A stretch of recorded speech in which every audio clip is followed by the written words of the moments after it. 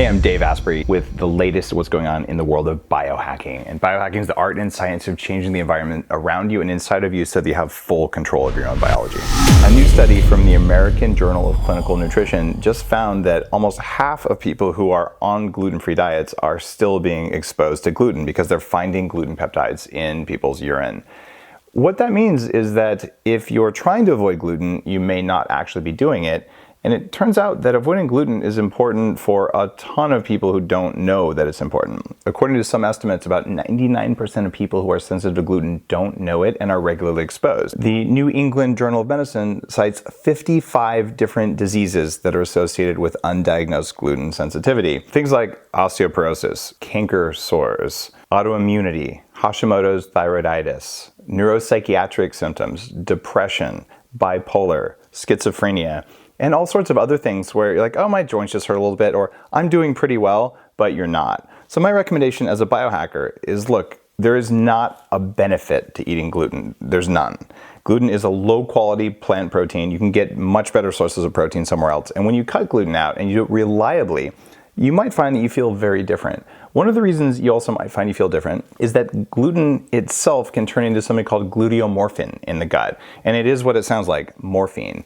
There's an opiate receptor in your brain. In fact, the first cellular receptor we ever discovered was the opiate receptor in the brain. And when gluten is digested, it can trigger that, which gives you that craving that you get. You can't have just one piece of bread. You eat it one day, the next day you're likely to have 2 pieces, the next day 3 pieces. When you find you cut out gluten and you do it all the way, your mental clarity goes up, your ability to focus goes up, and you usually get thinner. So since there's no benefit to eating it, why are we doing this? Recently, Time magazine came out with an article about 7 foods that are anti-inflammatory. And what I've found over the course of being a biohacker is that almost every food is a double-edged sword. So on this list was something called red bell peppers. We've all heard of those, obviously.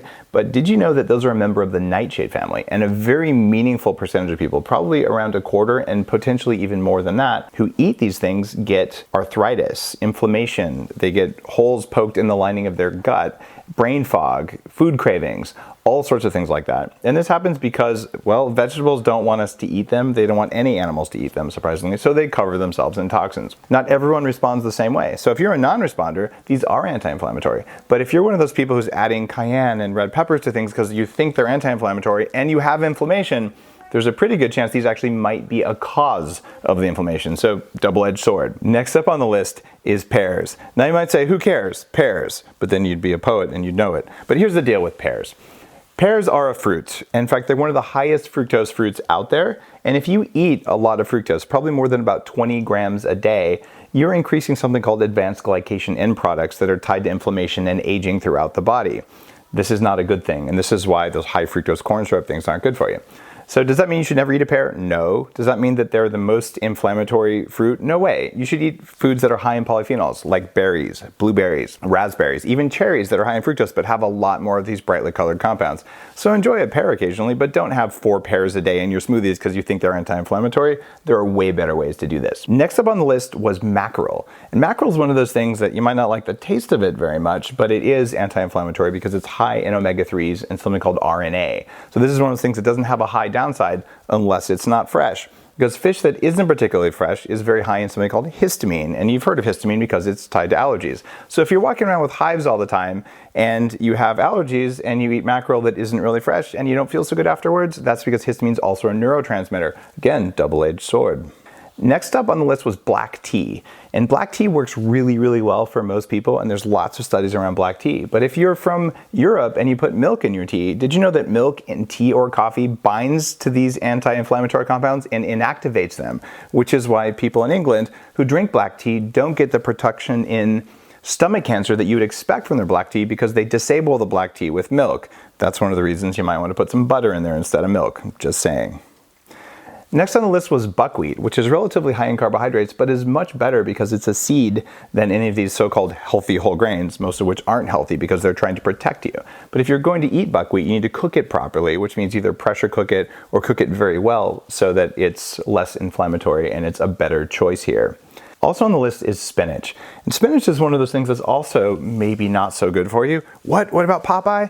Well, here's the deal. Spinach may be full of iron only if it's grown in soil that's full of iron. And iron itself can be pro-inflammatory. So if you're a guy, there's a pretty good chance that you actually have too much iron. And you can measure this with something called ferritin in your blood. And too much iron causes advanced accelerated aging. You don't want that. But if you're a woman, there's a pretty good chance you might not have enough iron, but you don't really know without testing. And since you don't know what's in your spinach anyway, that's not why you'd eat spinach. What spinach does have that's of concern, especially if you don't cook it, is that spinach is high in something called oxalic acid, which is one of the 4 main ways that plants defend themselves from being eaten by animals like us. So if you've ever felt that weird feeling in your mouth after you eat raw spinach where it's kind of rough, that's actually the oxalic acid. It forms tiny crystals with calcium in the body. And if you're on a high raw spinach or high raw kale diet, you increase your risk of getting kidney stones.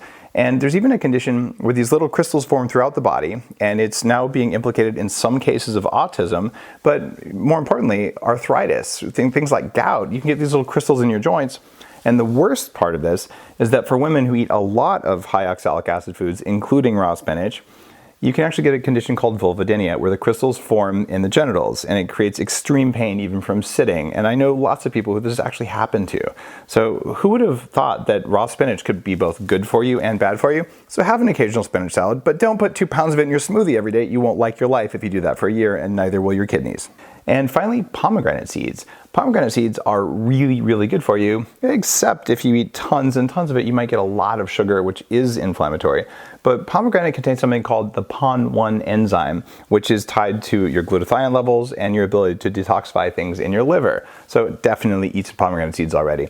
So there you go. Foods are usually double-edged. On the Bulletproof Diet, on the roadmap that you can get for free on the website, what I do is I tell you, these are the foods that have the most benefits and the least likelihood of causing harm. There's a set of foods that are suspect foods, where like red bell peppers, they might be good for you, they might not be good for you, but you don't know until you eliminate this potential suspect and see if it's guilty or not. And when you get your food dialed in, you're much more of a biohacker, but most importantly, you have no more cravings, your brain works all the time, you have more energy, you lose the muffin top that you have, well, where you're supposed to have a muffin top, but you lose the muffin top in your head, which is the most important thing.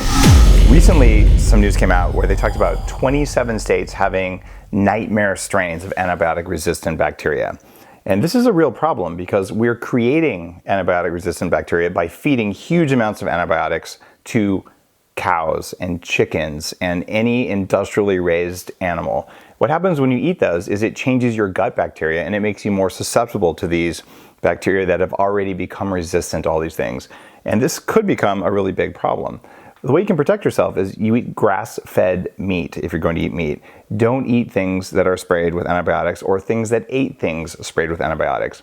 You might not know this, but ranchers can save 30% on the cost of their food just by adding some antibiotic mold-derived toxins to the ear of their animals, which causes them to gain weight with 30% less calories. Well, it turns out that when they're doing that sort of thing, they're also increasing antibiotic resistance to the things that end up in nursing homes and schools and maybe on you. What you want then is to eat a diet that gives you lots of healthy gut bacteria that keep the unfortunate ones in balance. And if you do find that you have one of these antibiotic resistant bacteria, there are some biohacking things you can do that your doctor probably doesn't know about.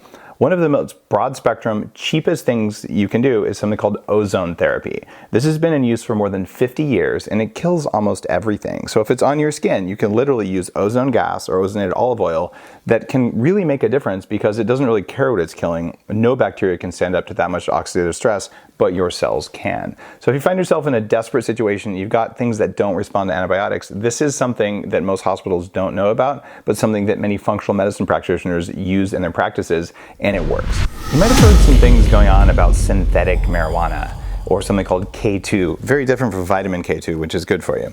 This is K2 that has made a bunch of people sick and killed a couple people. And what happened is companies have been trying to make something that acts like THC, the active ingredient in marijuana or in cannabis.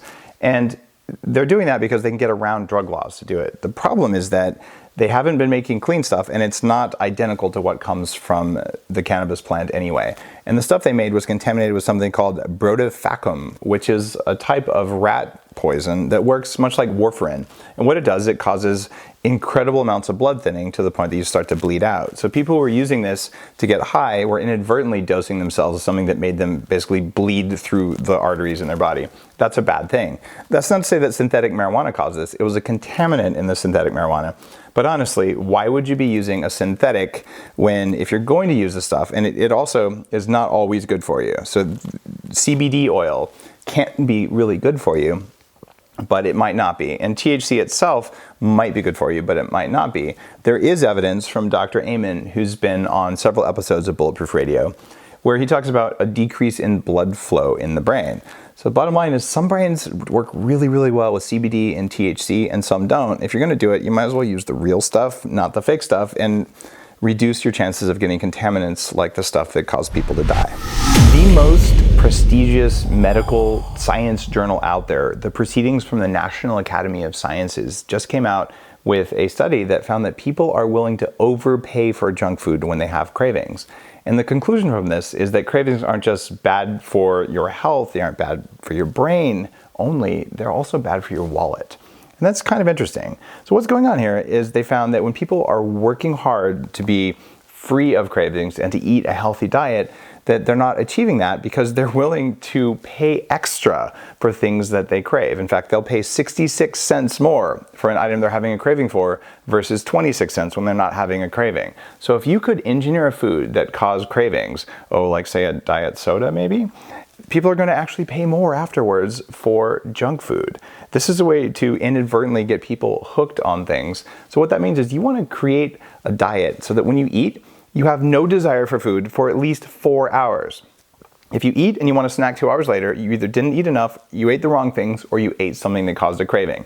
Yes, that craving is your fault because you control what you put on your plate.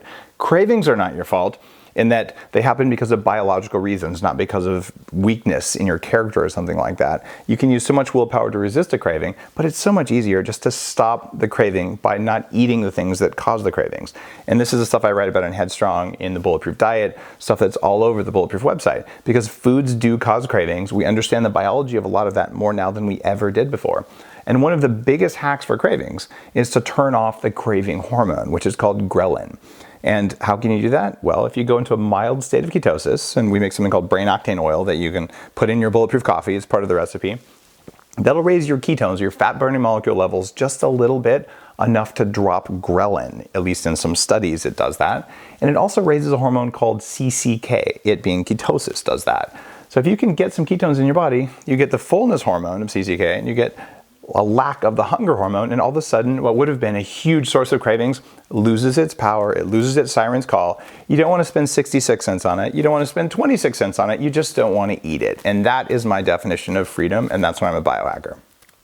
If you'd like to learn more about what you can do to have control of your own biology, check out Bulletproof Radio, where I interview some of the world's top performers and the world's experts in various types of science to help you understand what you can do in order to feel better now, have more energy now, and maybe join me in my quest to live to at least 180 years old. It's possible.